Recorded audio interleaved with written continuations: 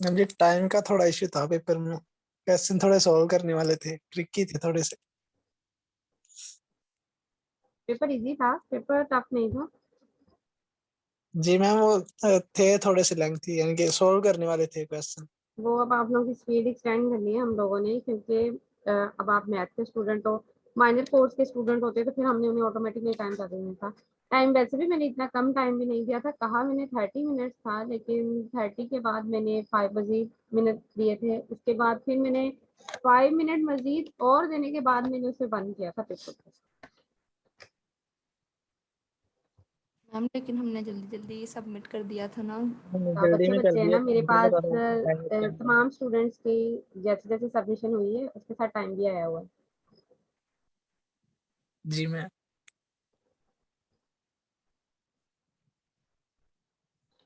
Almost हमारी half outline जो है वो कवर हो गई है, अब हाफ रह गई है। आपकी क्लासेस जो हैं वो जून के लास्ट तक चलेंगी। अभी तक यही है नोटिफिकेशन में, चेंजिंग हो जाए तो वो एक सेपरेट चीज़ है।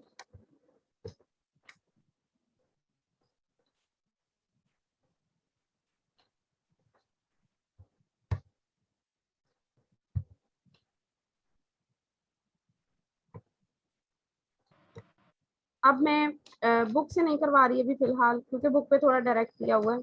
हमारा जो वर्क है वो सेकंड वाली बुक है, जो आई थिंक सो मैंने आपके साथ शेयर की हुई है या नहीं की।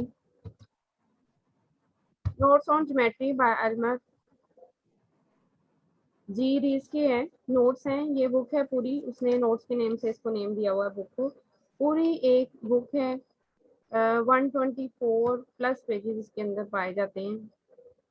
इसी बुक से रिलेटेड बस बहुत माइनर माइनर यहाँ पे दिए हुए, एप्लीकेशन वगैरह नहीं दी हुई, इसलिए मैंने थोड़ा सा इससे हट के पहले उसका बेसिक स्ट्रक्चर दिया है, उसके बाद फिर हम इस बुक से स्टडी करेंगे। ठीक है। बुक मैंने पहले शेयर की थी, लेकिन मैं दोबारा से बुक्स और जो सेपरेटली मैंने नोट्स और एक सेकंड बुक से लिए हैं, ग्रीन बोर्ड की बुक से मैंने वो नोट्स लिए हैं, वो मैं आप लोगों के साथ शेयर करूंगी। उसका चैप्टर नंबर 2 है, बेसिस ऑफ अफाइन ज्योमेट्री। बेसिकली हमारा जो मेन टॉपिक है वो सब स्पेसिस ऑफ अफाइन ज्योमेट्री है। उसके लिए हमें स्पेसिस अफाइन क्या आनी चाहिए, उसकी बेसिस पता होगी, फिर हम जाके फिर फर्दर सब स्पेसिस करेंगे, इंडिपेंडेंट और डिपेंडेंट ऑफ अफाइन स्पेस करेंगे। अगर किसी को मेरी आवाज़ थोड़ी सी स्लो आ रही है या ठीक नहीं आ रही होगी तो मुझे लेक्चर की ड्यूरेशन में आप लोग बता दीजिएगा। चैप्टर नंबर 2 मैंने सिर्फ उस बुक से यूज किया है, यहाँ पे स्लाइड्स भी हैं मेरे पास इस चैप्टर की, और इस चैप्टर से रिलेटेड पूरे नोट्स भी हैं, दोनों मैं आपके साथ शेयर करूंगी। यहाँ पर सिर्फ जो हमने इसके अंदर से बेसिक पॉइंट्स पढ़ने हैं वो फाइन स्पेसिस है, अफाइन सब स्पेसिस है, अफाइन कॉम्बिनेशंस है, इंडिपेंडेंट और डिपेंडेंट की फॉर्म है अफाइन स्पेसिस की। पहले जो हमने किया था मिड से पहले वो हमारे वेक्टर स्पेसिस थी, वेक्टर स्पेस और फिर vector subspaces, vector dimensions. But now affine की कंडीशंस है, तो सबसे पहले मैं इसका बेसिक स्ट्रक्चर डिफाइन करूंगी। उससे पहले अफाइन ज्योमेट्री जो है वो लियोनार्ड ने इसको इंट्रोड्यूस किया था, ये लैटिन वर्ड है। अफाइनी के साथ इसको यूज किया हुआ है, अफाइनी है बेसिकली वर्ड, और इसको लैटिन वर्ड के साथ उसने अपनी इंट्रोडक्शन टू एनालिसिस की बुक में उसने यूज किया है इसे। फिर फर्दर इसका बेसिक मैंने सारा का सारा हिस्ट्री यहाँ पे डिफाइन किया है। In 1748 Leonhard Euler's introduce the term affine. Latin affinis, इसका वर्ड का मीनिंग है रिलेटेड। अभी जो हम पढ़ेंगे अफाइन ज्योमेट्री के अकॉर्डिंग, उसमें आप रिलेशन पढ़ेंगे, वेक्टर्स के अकॉर्डिंग ही हम यहाँ पे डिफाइन करेंगे पॉइंट्स को, कि पॉइंट्स और वेक्टर जो हम लेते हैं उनके अंदर क्या डिफरेंस आ रहा है। बेसिक इसकी थोड़ी सी अंडरस्टैंड करें, फिर फर्दर आगे जाके आप लोगों को प्रॉब्लम नहीं होगी टॉपिक को अंडरस्टैंड करने के लिए। यहाँ पे देखें उसका बेसिक उसने मीन लिखा हुआ है लैटिन अफाइनिस, इसका आगे वर्ड का मीनिंग है रिलेटेड।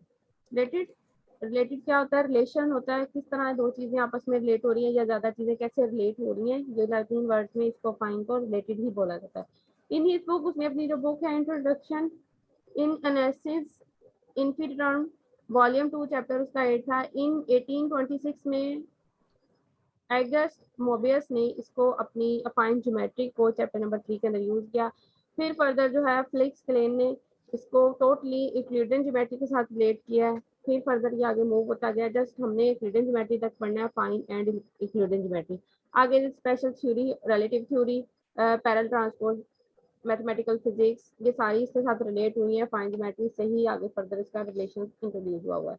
लेकिन जस्ट हमने जो इसकी रिलेशन पढ़ना है आज, वो हमारे पास है पॉइंट्स एंड वेक्टर के अकॉर्डिंग जो रिलेशन है दो पॉइंट्स के बिटवीन, वो यहाँ पे डिफाइन किया हुआ है। Suppose we have a particle moving in 3 dimensional space and that we want to describe the trajectory of this particle, यानी कि उस पार्टिकल की जो मूवमेशन है उसकी डायमेंशंस है वो हमने यहाँ पे डिफाइन करनी है। एक पार्टिकल मूव कर रहा है 3 डायमेंशनल स्पेस के अंदर मूव कर रहा है, इट्स मीन स्टार्टिंग पॉइंट भी है उसका कोई ना कोई, अगर जहाँ पे आप उसकी पार्टिकल की मूवमेशन स्टॉप करना चाहते हैं उसका एंडिंग पॉइंट भी होगा, बिटवीन में जो उसका डिस्टेंस है वो भी होगा, डिस्टेंस भी यहाँ पे डिफाइन होगा। तो कहता है ये जो हमारे पास अफाइन स्पेसिस है इसको सबसे पहले हमने पार्टिकल को मूवमेशन को यहाँ पे डिफाइन करना है, उसका जो भी स्ट्रक्चर बनेगा उसको यहाँ पे वो फ्रेम का नेम देगा। फ्रेम के नेम से अपनी कंफ्यूज नहीं होना, जो स्ट्रक्चर बन रहा होगा उसको सिर्फ फ्रेम का नेम दिया है स्टार्टिंग और एंडिंग पॉइंट के according. If one looks up a good text book, उसने अपनी डायनेमिक्स की बुक में, ग्रीन बोर्ड मैंने आपको पहले भी बताया, डायनेमिक्स की बुक के अंदर से ये टॉपिक लिया हुआ है, particle is modulus from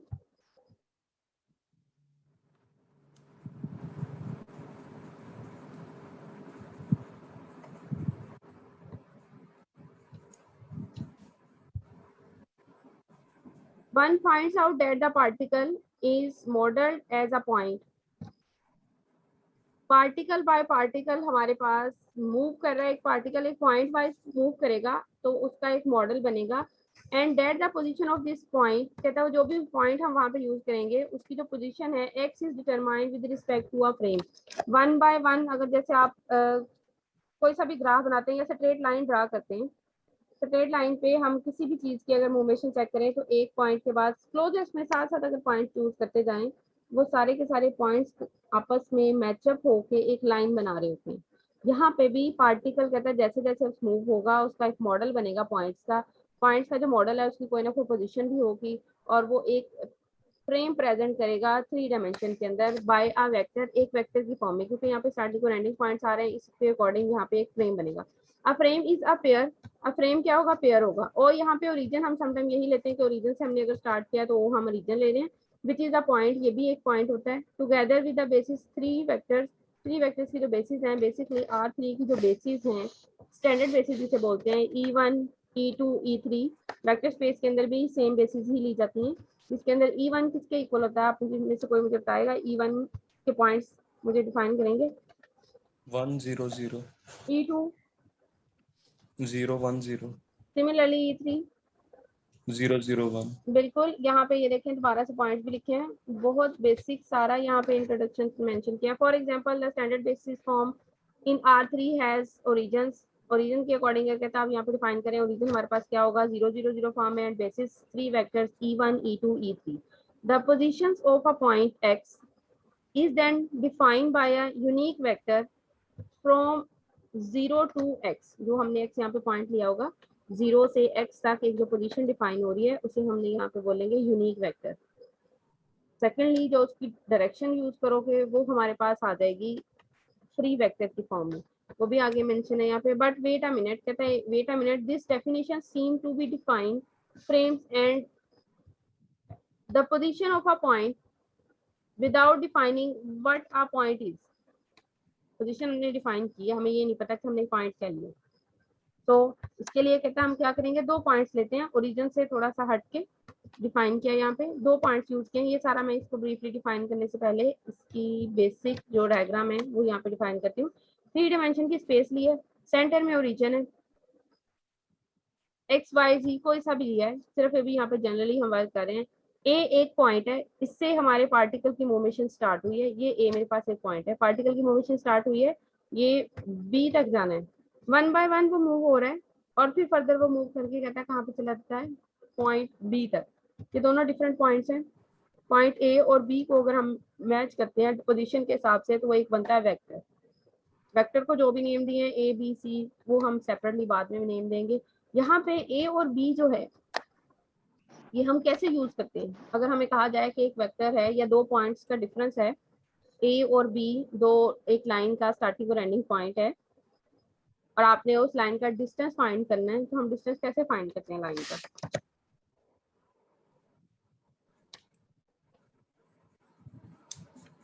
points का डिस्टेंस किस फॉर्म में फाइंड करते हैं। हम एंडिंग वाले पॉइंट में से स्टार्टिंग वाला पॉइंट जो है वो माइनस करते हैं। बेसिकली ये डिफरेंस ही डिफाइन हो रहा है कि जब हमारे पास एक वेक्टर दिया जाता है तो वेक्टर का स्टार्टिंग और एंडिंग पॉइंट एक डिफरेंट चीज है। वेक्टर का जो पोजीशन हम डिफाइन कर रहे हैं वो एक सेपरेटली एक डिफरेंट चीज है, उसकी डायरेक्शन एक डिफरेंट चीज है। अफाइन रिलेशन का ही नेम है। हम यहाँ पे रिलेशन ही पढ़ेंगे वेक्टर एंड पॉइंट्स के बिटवीन।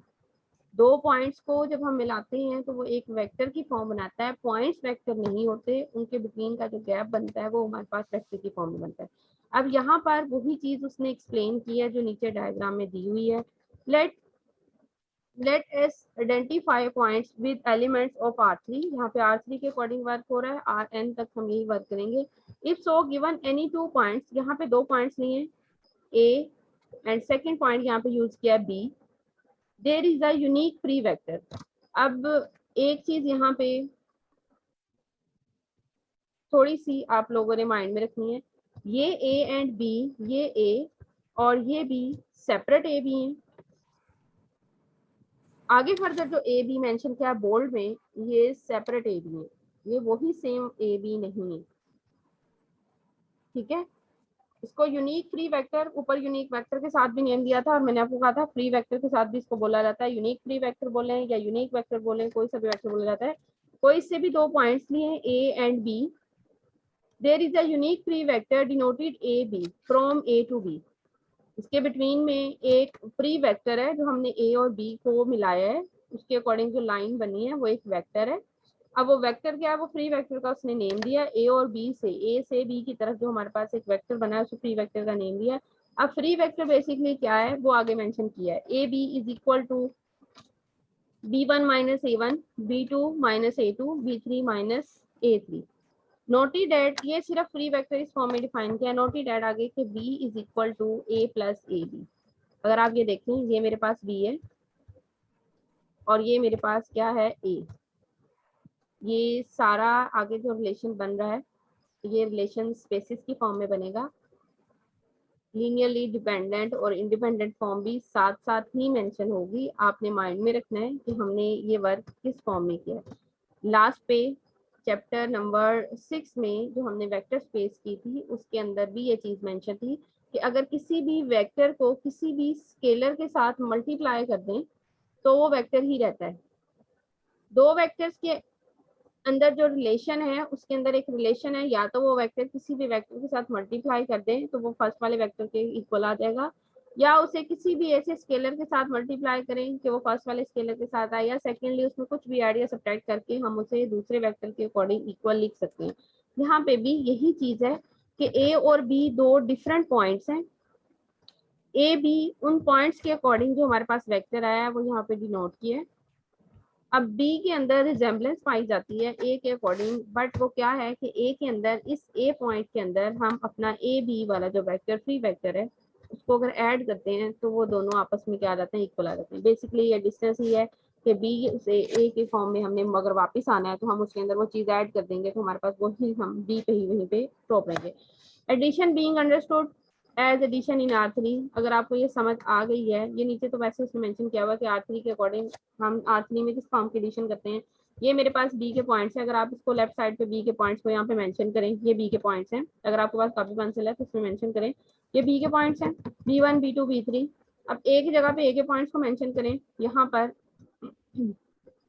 A1 A2 A3, और ए बी के जो पॉइंट्स हैं वो ये 3 पॉइंट्स हैं। अगर आप इसको मेंशन करके राइट साइड वाले इन पॉइंट को और इस पॉइंट को अगर आप ऐड करते हैं तो दोनों की एडिशन से आपके पास यहाँ पे A1 से कैंसिल हो जाएगा, सेकंड वाले में A2 से कैंसिल हो जाएगा, थर्ड वाले में A3 से, और पीछे आपके पास रह जाएगा राइट साइड पे भी B1 B2 B3 जो कि लेफ्ट साइड पे भी सेम वही है।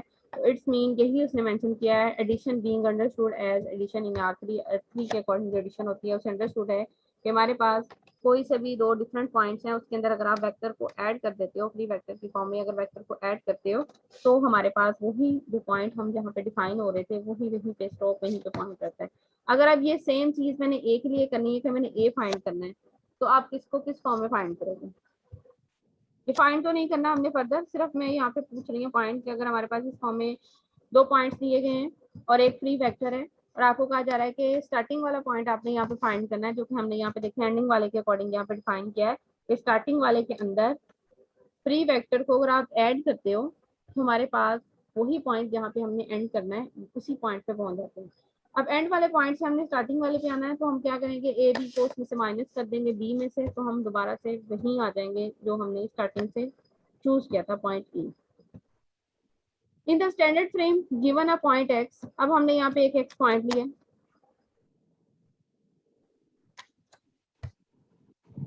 अभी तक जो वर्क किया उसमें और जो नेक्स्ट है उसमें डिफरेंस मैं यहाँ पे बता देती हूँ। यहाँ पे एक मेन पॉइंट उसमें लिखा था ओ E1 E2 E3, standard basis की फॉर्म में पॉइंट्स लिए थे, लेकिन यहाँ पे कहता है ओ एक ओरिजिन है, पॉइंट है, विच इज अ पॉइंट, ये मेंशन भी है कि ओ ओरिजिन बेशक है लेकिन वो एक पॉइंट है जहाँ से हम स्टार्ट करें। तो इससे हट के हमने बात की थी कि हम ओरिजिन से स्टार्टिंग पॉइंट नहीं ले रहे, हम पॉइंट ले लेते हैं, एक डिफरेंट पॉइंट ले लेते हैं ए जिससे हम स्टार्टिंग पॉइंट लेते हैं और बी एक एंडिंग पॉइंट लेते हैं, टोटली ओरिजिन से हट के। तब भी हमारे पास वही कंडीशन आती है कि एडिशन के अकॉर्डिंग हमारे पास 2 पॉइंट डिफरेंट है और एक उसका फ्री वेक्टर आता है।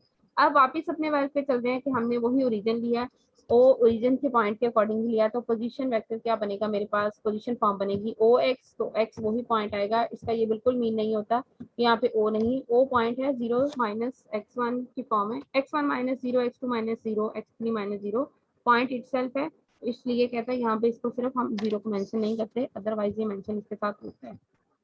उसके बाद नेक्स्ट में है फर्दर हमारे पास यही चीज, ये मैं रिपीट नहीं कर रही, ऊपर वाली ही वैल्यूज हैं, उसने अब ओमेगा के साथ दे दी। तो अगर एक पॉइंट हमारे पास एक्स है, दूसरा पॉइंट यहाँ पे ओमेगा ले लिया जाता है, तो बेसिकली W1 W2 W3 के फॉर्म में लिया हुआ है, तो दोनों का डिफरेंस जो है वही फॉर्म बनेगी, उसी के अकॉर्डिंग स्टैंडर्ड बेसिस भी सेम वही रहेंगी। ये तो हमारे पास ओमेगा किस फॉर्म में आएगा, ओ ओमेगा W1 W2 W3, वही चीज़ है जो एक्स के फॉर्म में ली हुई है, इसको मैं यहाँ पे डिटेल नोट नहीं कर रही यहाँ पे। आगे है देखें, this gives us evidence that points are not vector. जो मेन हमारे पॉइंट था वो यही था कि अगर हम वेक्टर्स को पढ़ रहे हैं, वेक्टर स्पेस में भी हमने यही चीज वैल्यू पढ़ी थी कि 2 पॉइंट्स अगर दिए गए तो हम वेक्टर डिफाइन कर सकते हैं। यहाँ पे अफाइन स्पेसिस के अंदर यही मेन चीज दी गई है कि 2 पॉइंट्स रिलेट होके आपस में एक वेक्टर बनाते हैं। पॉइंट्स डिफरेंट चीज है, वेक्टर एक डिफरेंट चीज है। This gives us evidence that points are not vectors inspired by physics. It is important to define points and properties of points that are frame invariant। अभी हमने frame ऊपर किया है, उसके अंदर यही चीज थी कि ए और बी 2 डिफरेंट पॉइंट्स लिए, ए बी जो उसके अंदर वेक्टर बन रहा है वो वहाँ पे सेपरेटली एक डिफरेंट वेक्टर है, जिसे बोल्ड ए बी के साथ नेम दिया था। And undesirable side effect to the present approach shows up if we attempt to define linear combination of the points। अब पॉइंट्स के अकॉर्डिंग लीनियर कॉम्बिनेशन डिफाइन करें, तो पॉइंट्स के अकॉर्डिंग लीनियर कॉम्बिनेशन अब भी ऊपर मैंने यहाँ पे डिफाइन किया, b is equal to a plus A B, और मैंने तब भी बताया था कि आगे हमने लीनियर कॉम्बिनेशन भी डिफाइन करना है पॉइंट्स के बिटवीन। तो पॉइंट्स के बिटवीन लीनियर कॉम्बिनेशन कहता है डिफाइन किस फॉर्म में होगा, b is equal to a plus A B. हमारा जो गिवन वाला फ्री वेक्टर जो हमने डिफाइन किया है ए बी के अकॉर्डिंग, अगर हम उसे अपने पॉइंट के अंदर ऐड कर देते हैं तो हमारे दोनों पॉइंट्स के बिटवीन में लीनियर कॉम्बिनेशन डिफाइन हो जाएगा। ठीक है, अभी तक यहाँ तक क्लियर है? कोई पॉइंट किसी ने पूछना है? No ma'am clear. 1 बाय 1 ये सारी चीजें साथ ही चलेंगी। ऊपर उसने एक्सप्लेन कर दिया कॉम्बिनेशन को, आगे फर्दर जाकर उसने बता दिया कि लीनियर कॉम्बिनेशन को किस फॉर्म में हमने डिफाइन किया पॉइंट्स के अकॉर्डिंग। तो दोबारा से मैंने पीछे करके आपको बता दिया कि हमने यही लीनियर कॉम्बिनेशन डिफाइन किया, तो वेक्टर को उसके अंदर ऐड कर देंगे तो हमारे पास वही फॉर्म बनेगी।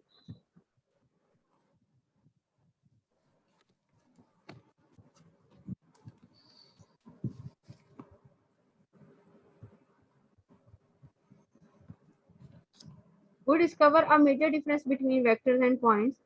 The notion of linear combination of vectors is basis independent, but the notion of linear combination of points is frame dependent।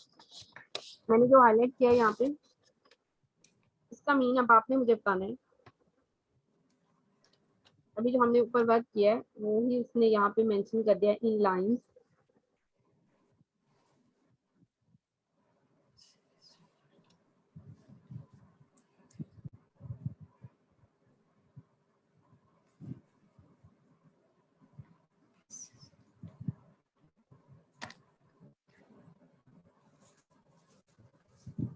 Dependent और इंडिपेंडेंट का तो पता है। जी वेक्टर स्पेस के अंदर डिपेंडेंट, इंडिपेंडेंट, लीनियर कॉम्बिनेशन, तीनों की डेफिनेशंस के साथ एग्जांपल्स भी करवाई थी मैंने। लीनियर कॉम्बिनेशन को मैं एक्सप्लेन करती हूँ। सबसे पहले किसी भी एक वेक्टर को बाकी दूसरे वेक्टर्स के साथ लीनियर कॉम्बिनेशन में मेंशन किया जा सकता है बाय यूजिंग फील्ड के एलिमेंट्स, जिसे हम स्केलर्स बोलते हैं। लीनियरली डिपेंडेंट और इंडिपेंडेंट में भी हमारे पास लीनियर कॉम्बिनेशन ही आता है, बट इसके अंदर डिफरेंस ये है कि इंडिपेंडेंट के अंदर हमारे पास सारे जो स्केलर्स हैं जो हम यूज कर रहे हैं वो सारे के सारे जीरो आते हैं, बट डिपेंडेंट के अंदर वो सारे जीरो नहीं आते, कोई एक आता जो है वो नॉन जीरो रह जाता है।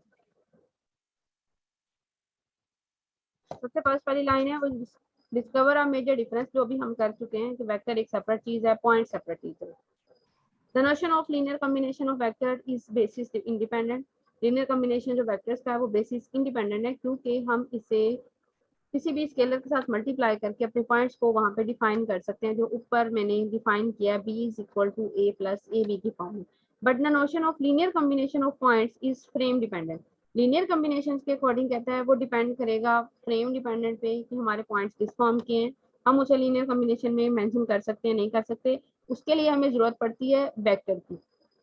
वेक्टर के लिए हमें जरूरत नहीं पड़ती कि हमारे पास पॉइंट्स हो या नहीं हो, लेकिन पॉइंट्स के लिए वेक्टर की जरूरत है, उसको उसके कॉम्बिनेशन में डिनोट करने के लिए। अगर आप यहाँ पर ये देखें कि पॉइंट्स को जरूरत पड़ती है लीनियर कॉम्बिनेशन में शो करने के लिए कि हमारे पास साथ में इसके वेक्टर को डिनोट किया हुआ है। लेकिन अगर आप वेक्टर को देखें तो वेक्टर के लिए हमें इन पॉइंट्स की जरूरत नहीं पड़ेगी, हम स्टैंडर्ड बेसिस के अकॉर्डिंग ही उसे शो करते आए हैं, जो पहले भी हमने किया था चैप्टर नंबर 6 में। यहाँ पे भी वही चीज है कि वेक्टर्स के लिए ये छोटे छोटे पॉइंट्स हैं जो एमसीक्यूज के तौर पे यूज हो सकते हैं। Linear combination of vectors is basis independent है, बेसिस ही यूज होती है, यही चीज देखिए यहाँ पे। Linear combination of vectors, vectors को लीनियर कॉम्बिनेशन में लिखने के लिए हम बेसिस ही यूज करते हैं। चैप्टर नंबर 6 के अंदर स्टैंडर्ड बेसिस ही हमने यूज की हुई है, या अगर आपको सेपरेटली बेसिस दी जाएंगी तो हम उसके अकॉर्डिंग उसे मेंशन कर सकते हैं, लेकिन हमने जो अभी तक वर्क किया वो स्टैंडर्ड बेसिस के वर्क में है। बट कहता है linear combination of points, points के लीनियर कॉम्बिनेशन के लिए हमारे पास ये फ्रेम डिपेंडेंट है। फ्रेम डिपेंडेंट इसलिए बोला गया है कि जो भी आपके पास स्ट्रक्चर दिया गया होगा उसके अकॉर्डिंग जो वेक्टर आएगा उसको हम ऐड करके अपना पॉइंट फाइंड कर सकते हैं। इस पैराग्राफ की अगर आप लोगों को समझ आ गई है 3 लाइंस की तो फिर मैं आगे चलूंगी, अदरवाइज अगर नहीं आई तो आप मेरे से दोबारा भी डिस्कस कर सकते हैं।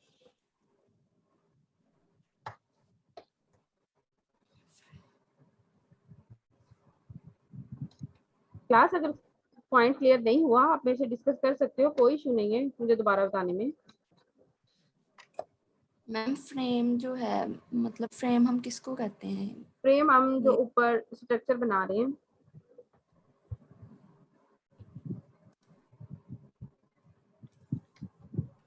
हम इसे फ्रेम बोल रहे हैं। बेसिकली 2 पॉइंट्स हैं, पॉइंट्स के अकॉर्डिंग एक वेक्टर बन रहा है, इसे हम फ्रेम बोल रहे हैं। वेक्टर और पॉइंट्स सेपरेटली हम ये बोलते हैं कि 2 पॉइंट्स हैं और एक वेक्टर है, बट अगर फ्रेम बोलेंगे तो फ्रेम के अंदर दोनों पॉइंट्स और वेक्टर कंबाइन होके आएंगे, हम उनका रिलेशन पढ़ें, उनको रिलेट करें एक दूसरे के साथ। जी ओके मैम।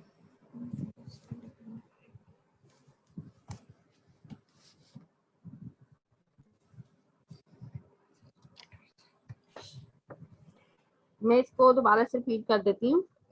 2 चीजों का डिफरेंस हम इस वक्त कर रहे हैं, वेक्टर और पॉइंट्स का, जो कि हम ऊपर कर चुके हैं कि वेक्टर टोटली डिफरेंट चीज है, पॉइंट्स डिफरेंट है। पॉइंट्स को अगर हम रिलेट करते हैं आपस में एक दूसरे के साथ तो जो लाइन बन रही है वो वेक्टर बन रहा है। The notion of linear combination of vectors is basis independent. यहाँ पे बेसिस जो है वो standard basis E1 E2 E3 की फॉर्म में। Linear combination of vectors, vectors का जो लीनियर कॉम्बिनेशन होता है उसके लिए जरूरत पड़ती है हमें बेसिस की, वो बेसिस पे डिपेंड कर इंडिपेंडेंट होता है। वो बेसिस इंडिपेंडेंट इसलिए बोला गया है क्योंकि उसके अंदर स्टैंडर्ड बेसिस यूज होती हैं 1 0 0 0 1 0 0 0 1। ये हम 3 के अकॉर्डिंग कर रहे हैं तो मैंने सिर्फ 3 के अकॉर्डिंग करा। But the notion of linear combination of points is frame dependent. लेकिन कहता है पॉइंट्स का अगर लीनियर कॉम्बिनेशन हम यहाँ पे डिनोट करना चाह रहे हैं तो फ्रेम डिपेंडेंट है। फ्रेम डिपेंडेंट इसलिए बोला गया है क्योंकि उसके अंदर दोनों पॉइंट्स भी यूज होंगे और दोनों पॉइंट्स को रिलेट करने वाला जो वेक्टर है वो भी यूज होगा, फिर हम एक दूसरे पॉइंट्स के अंदर कॉम्बिनेशन क्या है, कॉम्बिनेशन है दो वेक्टर्स हैं या दो पॉइंट्स हैं, उसको हम दूसरे के अकॉर्डिंग मेंशन कर सकते हैं। तो हमने चैप्टर 6 किया था, उसमें यही चीज थी कि एक वेक्टर हमें दिया जाता है और साथ में 2-3 वेक्टर जितने भी दिए जाते हैं मेंशन ये किया जाता है कि इस वेक्टर को इन वेक्टर्स के लीनियर कॉम्बिनेशन में मेंशन करें। वो याद है किसी को कि हमने किस फॉर्म में उसको मेंशन किया था? नोट्स मैंने आप लोगों के साथ शेयर किए हैं, जरा उसे ओपन करके देखें।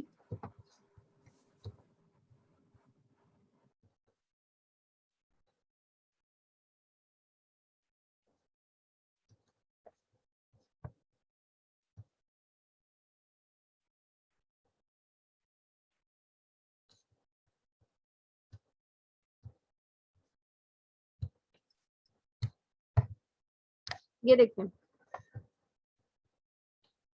मैं पूरा डिटेल से सिर्फ इसलिए आज करवा रही हूँ क्योंकि आज पहला लेक्चर है मिड के बाद और मुझे पता है आप लोग सारा कुछ भूल आए होंगे। लीनियर कॉम्बिनेशन में लिखने के लिए बोला गया राइट द वेक्टर। ये हमारे पास एक वेक्टर है, इसको लीनियर कॉम्बिनेशन में किस फॉर्म में लिखा गया, इन तीनों के लीनियर कॉम्बिनेशन में लिखना है। लीनियर कॉम्बिनेशन में लिखने के लिए हमारे पास जो भी फील्ड दी जाती है, यहाँ पे आर फील्ड दी गई है, उसके अकॉर्डिंग मैंने 3 एलिमेंट्स चूज किए। तीनों एलिमेंट्स को चूज करके हमने फर्दर इक्वेशंस बनाई है लेफ्ट और राइट साइड के अकॉर्डिंग। इक्वेशंस को सॉल्व करके जो हमने स्केलर्स दिए थे उनकी वैल्यू फाइंड की है। वैल्यू फाइंड करके आप इसको दोबारा से यहाँ पे सब्स्टिट्यूट करेंगे, अगर यहाँ पर इस इक्वेशन के अंदर सब्स्टिट्यूट करेंगे और उसको सिंप्लीफाई करेंगे तो आपको ऑटोमेटिकली पता चल जाएगा कि left hand side is equal to right hand side हमारे पास आ रही है या नहीं आ रही। ठीक है, तो ये हमारे पास डिजायर लीनियर कॉम्बिनेशन की फॉर्म इस वे में बनती है। यही चीज वहां पे डिफाइन की हुई है कि हमने लीनियर कॉम्बिनेशन की फॉर्म है। अब वहां पे बिल्कुल डिटेल से डिफाइन नहीं किया क्योंकि हम ऑटोमेटिकली पहले पढ़ चुके हैं। सिर्फ यहाँ पे मेंशन करना है कि हम एक वेक्टर्स को दूसरे वेक्टर्स के अकॉर्डिंग लीनियर कॉम्बिनेशन मेंशन कर सकते हैं। पॉइंट्स करेंगे तो पॉइंट्स के अकॉर्डिंग लीनियर कॉम्बिनेशन में नहीं आएंगे, उसके लिए हमें वेक्टर चाहिए होगा जो फ्रेम डिपेंडेंट के साथ उसने टोटली वर्कआउट यहाँ पे कंप्लीट कर दिया। अब क्लियर हो गया सबको?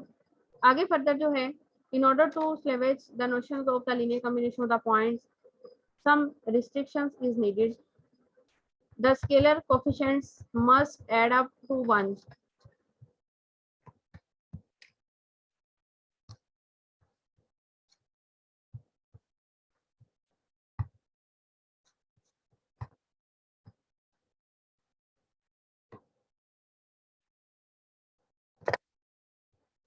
कॉम्बिनेशन में लिखने के लिए वेक्टर्स को, यहाँ पे वेक्टर्स की बात हो रही है अभी, सिर्फ वेक्टर्स को लीनियर कॉम्बिनेशन में लिखने के लिए कहता है अगर आपके पास ये स्केलर्स डिफाइन किए गए हैं, इनके कोफिशिएंट्स यानी कि जो वेक्टर्स के साथ हम मेंशन करें स्केलर्स, ये कोफिशिएंट कहला रहे हैं। ये कोफिशिएंट अगर हमारे पास मेंशन नहीं हो रहे, कोई भी और स्केलर्स की फॉर्म नहीं बन रही, तो मस्ट है कि वो इक्वल टू 1 यानी कि 1 स्केलर के इक्वल यानी कि नंबर 1 के इक्वल होंगे। उसके अकॉर्डिंग ये एडअप होके फिर फर्दर हमारा लीनियर कॉम्बिनेशन जो है वो यहाँ पे कंप्लीट हो जाता है। ठीक है, यही मेंशन किया उसने यहाँ पर दोबारा से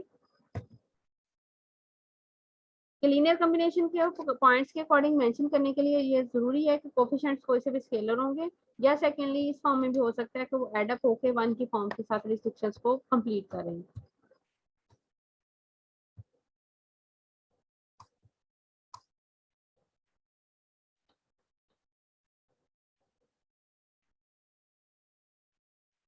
आगे फर्दर जो है डेफिनेशन है। अब आगे डेफिनेशन से पहले उसने उसकी एग्जांपल्स दी हुई है, किस तरह वैल्यूज को वहां पे डिनोट किया गया है, वो डेफिनेशन के अंदर यूज होंगी। Furthermore we make explicit the important fact that the vector space is R3 के अकॉर्डिंग हम वर्क कर रहे हैं। Acts on the set of points, points किसके होंगे जिस पे वो एक्स होती है वो R3 ही होते हैं। वो पॉइंट्स किस फॉर्म में, given any a point A, 3 dimension की बात है तो 3 पॉइंट्स आएंगे, एंड एनी वेक्टर वी या V1 V2 V3 के फॉर्म में। वी ऑब्टेन द पॉइंट, हमें पॉइंट चाहिए दोनों की एडिशन का, दोनों की प्रेडिक्शन से भी हमारे पास एक पॉइंट इस फॉर्म में बन रहा है a1 plus v1 a2 plus v2 a3 plus v3 which can be thought of as the result of the translation a to b। ये a to b के रिजल्ट ऑफ ट्रांसलेशन के लिए vector को पहले उसने a b का name दिया है। अब a b वेक्टर हमने नहीं दिया यहाँ पे, अब हमने नेम दे दिया वेक्टर को b का। पहले नेम क्या दिया हुआ है वेक्टर को, a b के साथ ये बोल्ड वेक्टर का नेम दिया हुआ है, बट अब हम जो वेक्टर को नेम दे रहे हैं वो v का वेक्टर का नेम दे रहे हैं a plus v, this form, this section. अब ये जो फॉर्म दी गई है इसको हमने एडिशन फॉर्म में करना है। एडिशन कहता है इस पर अप्लाई करेंगे R3 to R3, तो हमारे पास सेटिस्फाई सम प्रैक्टिकल प्रॉब्लम्स हैं। For example a plus 0 vector space की डेफिनेशन की थी, उसके अंदर वेक्टर 0 को अगर हम ऐड करते हैं तो वेक्टर पे कोई इफेक्ट नहीं पड़ता। ये भी वही चीज़ है, स्केलर को वेक्टर के साथ ऐड करके और फिर सेकंड वाले वेक्टर में ऐड करेंगे, तो या दोनों वेक्टर्स को ऐड करके स्केलर में ऐड कर लें तभी कोई इफेक्ट नहीं पड़ेगा। ये पॉइंट्स हैं, अभी ये डेफिनेशन नहीं है, डेफिनेशन नीचे है। And for any two points A and B there is a unique free vector. अब 2 पॉइंट्स ए बी लिए थे जो हम ऊपर करके आए हैं, उसके अकॉर्डिंग एक यूनिक फ्री वेक्टर है जिसे मैंने यहाँ पे डिनोट किया ए बी के साथ, बोल्ड ए बी के साथ इसने उसको डिनोट किया हुआ है। It turns out that the above properties although trivial in the case of R3, जैसे जैसे हम स्पेसेस को बढ़ाते जाएंगे फाइन स्पेस के अंदर इनका स्ट्रक्चर जो है वो डिफरेंट होता जाएगा। अभी R3 का लिए R4 लें, R5 लें या R2 पिछली साइड पे चले जाएं, तब दोनों के लिए कहता है स्ट्रक्चर जो है वो डिफरेंट आ जाएगा। अब जो है वो बेसिक अफाइन स्पेस है। अफाइन स्पेस की डेफिनेशन से पहले ऊपर जो रिलेशन दिया गया है अफाइन स्पेसिस के अकॉर्डिंग, उसमें सिर्फ ये रिलेशन है जो अभी तक ऊपर वाले 4-5 पेजेस थे, स्लाइड्स थी, उसके अंदर सिर्फ जस्ट यही डिफाइन किया गया है कि अगर हमारे पास 2 पॉइंट्स हैं, डिफरेंट पॉइंट्स हैं, उनके बीच में अगर कोई वेक्टर है तो वेक्टर टोटली डिफरेंट चीज़ है, पॉइंट्स डिफरेंट चीज़ हैं। पॉइंट्स फाइंड करने के लिए, एक पॉइंट से दूसरा पॉइंट फाइंड करने के लिए हमें वेक्टर की जरूरत पड़ती है, हमें उसको वेक्टर को ऐड करना पड़ता है। बट वेक्टर फाइंड करने के लिए हमें उन दोनों पॉइंट्स से रिलेट नहीं करना पड़ता, हम फ्रेम से इंडिपेंडेंट होते हैं। हम बेसिस को यूज करते हुए फर्दर हम उसे यूज कर सकते हैं। इंडिपेंडेंट बेसिस यही लिखा गया है कि वहां पर बेसिस के अकॉर्डिंग हम उसे डिफाइन आउट भी कर सकते हैं। पॉइंट्स के अकॉर्डिंग हमें सिंपली वेक्टर ऑटोमेटिकली डिफाइन हो जाता है, लेकिन पॉइंट जो है वो हम फ्रेम से हट के डिफाइन नहीं कर सकते, वो फ्रेम पे ही डिपेंड करते हैं। अब जो है फर्दर उसके बाद पॉइंट लिया था उसने ओरिजिन के अकॉर्डिंग, के ओरिजिन हम पहले ओरिजिन से हट के बात की है। ओरिजिन भी बेसिकली एक पॉइंट होता है, ओ एक्स लिखते हैं तो उसमें सिर्फ एक्स के पॉइंट्स शो होते हैं। बेसिकली ओ रीजन होता है 0-0 के साथ उसके पॉइंट्स होते हैं, इसलिए वहाँ पे वो मेंशन नहीं होते, लेकिन वो पॉइंट जरूर एग्जिस्ट करता है। आगे फर्दर जो है अफाइन स्पेसेस की डेफिनेशन है। अफाइन स्पेसेस की डेफिनेशन के लिए यहाँ पे ट्रिपल सेट के साथ भी इसे यूज किया जाता है। And अफाइन space is either the empty set और आर ट्रिपल के साथ इसलिए यूज किया हुआ है ई, ये पॉइंट्स हैं, वेक्टर जहाँ पे डिनोट किया है ये ई वेक्टर है, एंड प्लस उसके अंदर जो रिलेशन आ रहा है वो यहाँ पे प्लस का एक्शन यूज होगा। Consisting of a non empty set E of points, आगे मेंशन भी किया पूरी डिटेल। ई जो है वो पॉइंट्स को डिनोट कर रहा है। A vector space E translations और फ्री वेक्टर के साथ इसको डिनोट किए हैं। एंड एन एक्शन जो उसके ऊपर एक्शन अप्लाई हो रहा है, यानी कि ऑपरेशन अप्लाई हो रहा है एडिशन का, वो किस फॉर्म में है जो अभी हम ऊपर कर चुके हैं, वही फॉर्म यहाँ पे E cross E points and vector की जो डिफाइनिंग है वो फर्दर फिर जाके पॉइंट्स ही आती है, क्योंकि वो पॉइंट ही बनता है। अगर आपने यहाँ पर नोट किया हो A plus B point and plus vector दोनों की कंडीशन के अकॉर्डिंग फिर हमारे पास आगे वो पॉइंट्स ही बन रहे, 3 पॉइंट्स ही आ रहे हैं, A1 plus V1, A2 plus V2, A3 plus V3 के फॉर्म में। इसीलिए यहाँ पे उसने आगे बताया है कि दोनों की रिलेशन के अकॉर्डिंग अगर आप उस पर एक्शन एडिशन अप्लाई भी करते हैं तो फिर हमारे पास वही पॉइंट्स की कंडीशन ही आएगी। सेटिस्फाई द फॉलोइंग कंडीशन, अगर ये रिलेशन फॉलोइंग कंडीशन सेटिस्फाई करते हैं तो हमारे पास ये फाइन स्पेस कहलाएगी, अदरवाइज ये फाइन स्पेस नहीं कहलाएगी। ये अफाइन स्पेस के लिए 3 यहाँ पे कंडीशंस हैं।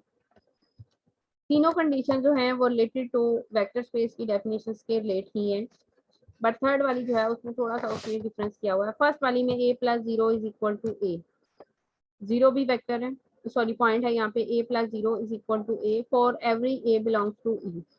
सेकेंडली a प्लस u, वही जो ऊपर मैं डिफाइन कर चुकी हूँ कि वेक्टर के साथ पहले पॉइंट को ऐड कर लें और फिर फर्दर थर्ड वाले वेक्टर में ऐड करें, या वेक्टर्स को ऐड करके पॉइंट के साथ ऐड कर लें, उसमें कोई भी डिफरेंस नहीं है, वो सेम ही आएगी। बट जो मेंशन किया हुआ है ए हमने पॉइंट में से लिया और यू और बी जो है वो हमने वेक्टर्स में से लिए।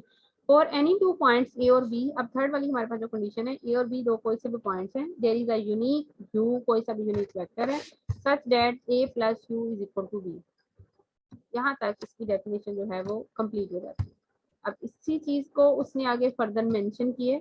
ये हम पहले जो ऊपर वर्क करते हैं उसमें हमने यू जो था वेक्टर, उसे नेम क्या दिया था, हमने उसे फ्री वेक्टर के साथ नेम देते हुए ए बी वेक्टर का नेम दिया था।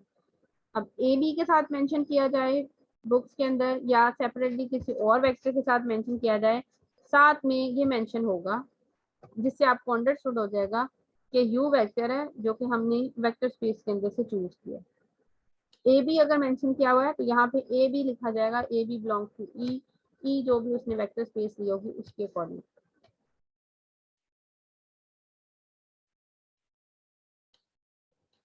The dimension of our affine space E point जो उसका ट्रिपल रिलेशंस है इज द डायमेंशन, उसको डायमेंशन को किस फॉर्म में मेंशन करेंगे आगे हम कहते हैं डायमेंशन ऑफ वेक्टर ई और the vector space E.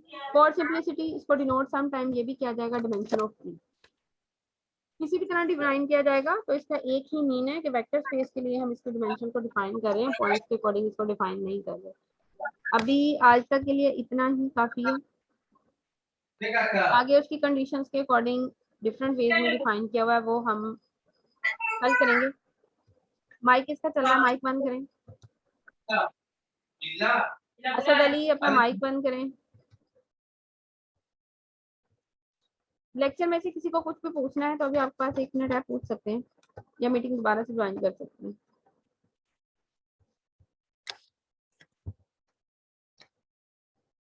Class किसी को कुछ पूछना है, कोई पॉइंट क्लियर नहीं हुआ तो आप मेरे से दोबारा पूछ सकते हैं। वो खुद पढ़ेंगे एक बार तो कल पूछेंगे अगर कोई चीज ना समझ लगी। जी मैम रीड आउट करेंगे तो चलिए ठीक है। कल पूछ लेंगे। मैं अभी क्लास आपकी एंड होती है तो मैं आपके साथ ये शेयर कर देती हूँ ग्रुप में। Okay ma'am.